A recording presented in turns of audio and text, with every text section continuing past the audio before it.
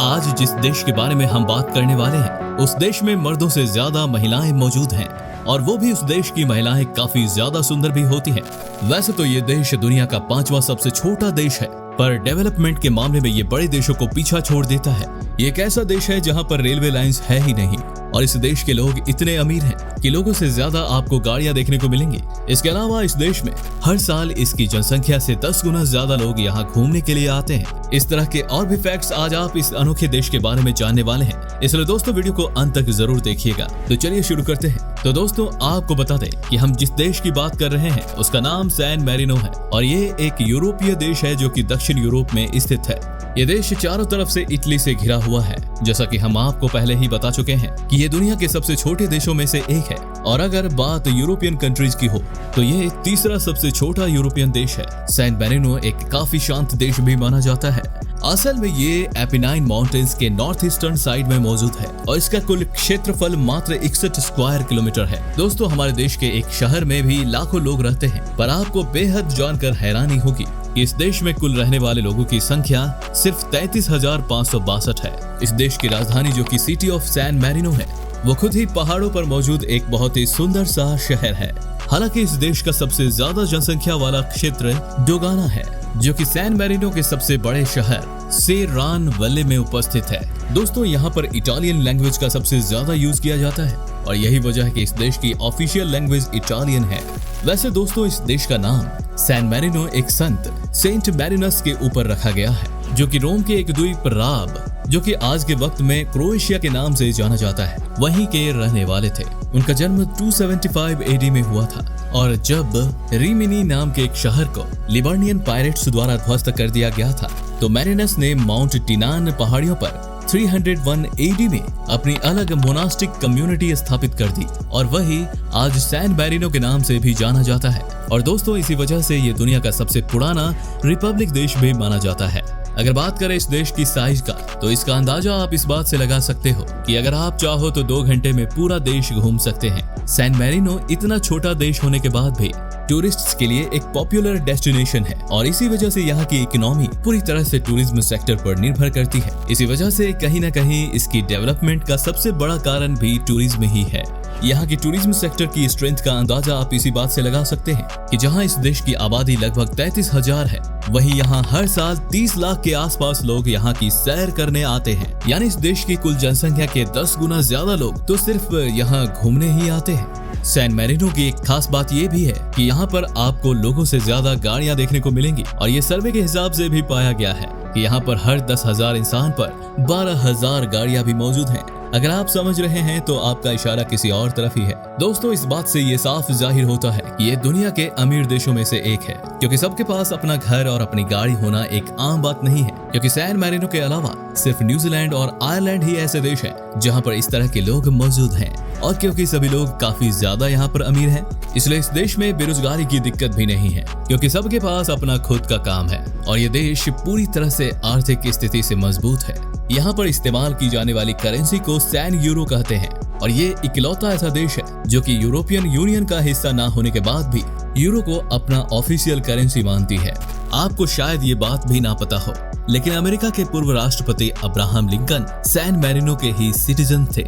आपको ये सुनकर हैरानी तो जरूर हुई होगी, लेकिन ये सच है, क्योंकि एक बार सैन मैरिनो ने अब्राहम लिंकन को अपनी नागरिकता स्वीकार करने का तोहफा दिया था और अब्राहम लिंकन ने इसे खुशी खुशी स्वीकार भी कर लिया था, जिसकी वजह से अब्राहम लिंकन सैन मैरिनो के नागरिक भी माने जाते हैं। जैसा कि हम आपको पहले ही बता चुके हैं कि एक ऐसा देश है जहाँ पर महिलाओं की संख्या पुरुषों से ज्यादा है और इसलिए सेक्स रेशियो के हिसाब से यहाँ पर 1000 महिलाओं पर मात्र 940 पुरुष ही हैं।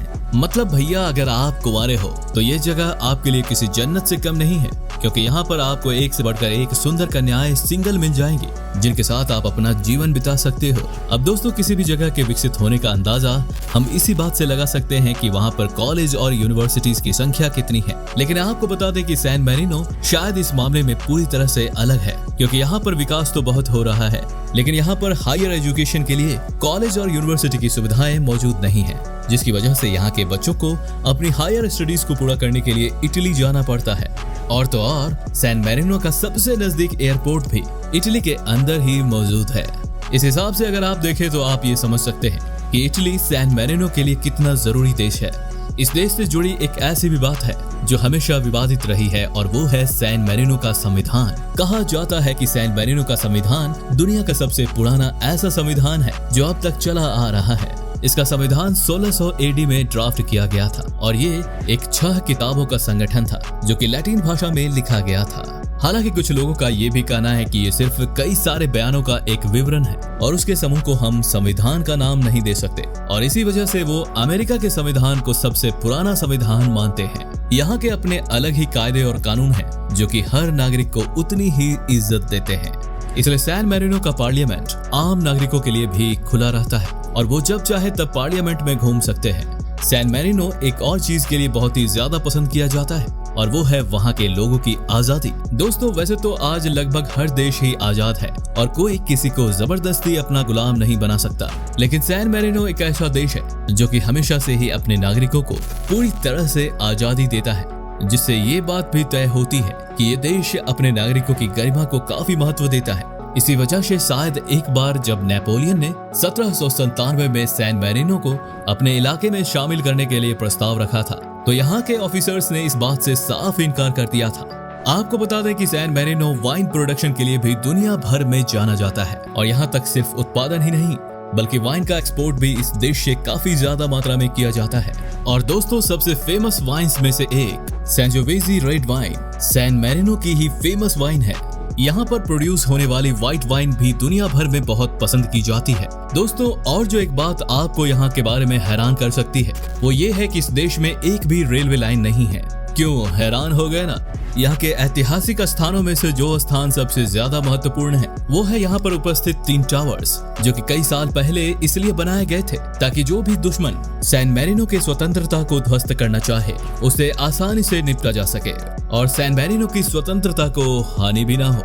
माउंट टाइटन के ऊपर उपस्थित इन टावर्स के उस पार ही सैन मैरिनो की राजधानी सैन मैरिनो शहर मौजूद है। और दोस्तों यहाँ तक आप सिर्फ अपनी कार ड्राइव करके भी पहुँच सकते हैं या चाहे तो केबल कार की मदद से भी पहुँच सकते हैं। सैन मैरिनो के इस ऐतिहासिक शहर को वर्ल्ड हेरिटेज साइट का भी मुकाम मिल चुका है। ये एक ऐसा शहर है जो कि अपनी संस्कृति और इतिहास को गर्व से अपनाता है। आपको बता दें कि सैन मैरिनो के पास भी अपना खुद का एक स्टैच्यू ऑफ लिबर्टी है जो कि इस शहर का आत्मा है और यहीं पर मौजूद है इनका टाउन हॉल जो इस देश की शान मानी जाती है। जैसे ही आप इनके काउंसिल हाउस में प्रवेश करेंगे आपको सामने लगे सेंट मैरिन्स की पेंटिंग दिखेगी जो कि बहुत ही खूबसूरती से पेश की गई है। इस पेंटिंग में वो साफ साफ इस देश को उसके भविष्य के लिए मार्गदर्शन करते हुए नजर आ रहे हैं। जिधर भी आपकी नजर पड़ेगी वहाँ पर आपको इस देश के फाउंडर यानी सेंट मैरिनस को समर्पित पेंटिंग्स और मूर्तियां ही देखने को मिलेंगी। इस ऐतिहासिक शहर में उपस्थित सैन मैरिनो ब्राजीलिका नाम की इमारत का अपना अलग ही महत्व है क्योंकि यहीं पर इनके सेंट मैरिनस चैन की नींद सो रहे हैं, जिनमें से एक गैरिबाल्डी भी थे जो कि एक इटालियन क्रांतिकारी थे। आज भी सैन मैरिनो का ये देश ऐतिहासिक और कला प्रिय लोगों के लिए एक आकर्षण बना हुआ है और ये उनका स्वागत भी करता है। यहाँ पर मौजूद म्यूजियम ऑफ एंशिएंट आर्म्स आपको उन सारे पुराने हथियारों को देखने का मौका देते हैं जो कि कई साल पहले यहाँ के लोगों के द्वारा इस्तेमाल किया जा चुके हैं। अगर आप शॉपिंग के शौकीन हैं तो आपको बता दें कि सैन मैरिनो में आप बिल्कुल टैक्स फ्री शॉपिंग कर सकते हैं। लगभग सारे ही लग्जरी ब्रांड्स यहाँ पर अपने प्रोडक्ट्स बेचते हैं और वहीं अगर आप चाहें तो यहाँ के ट्रेडिशनल चीजों से भी रूबरू हो सकते हैं। जैसा कि हम आपको पहले ही बता चुके हैं कि यहाँ पर 3 टावर्स मौजूद हैं, जिनमें से ग्वेता टावर सबसे बड़ा और सबसे पुराना टावर है। आपको बता दें कि ये टावर लगभग 11वीं शताब्दी में बनाए गए थे।